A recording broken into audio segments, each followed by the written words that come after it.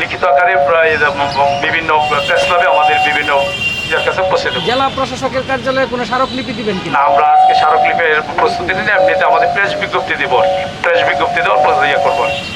আমাদের জেলা এই পর্যায়ে সমাপনী বক্তব্য রাখবেন ময়মনসিংহ বিভাগীয় কমিটির law and human rights society Bangladesh Mymensingh বিভাগীয় কমিটির সুযোগ্য সভাপতি জনাব লায়ন আবুল কালাম আজাদ সাহেব।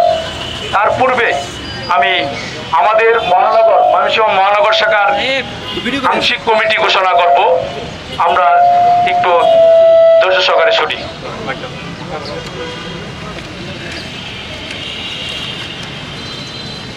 বিসমিল্লাহির রহমানির রহিম। Law and human rights society Bangladesh Mymensingh মহানগর শাখা কমিটি 2024 এবং 25 সেশনের জন্য ঘোষণা করা হচ্ছে।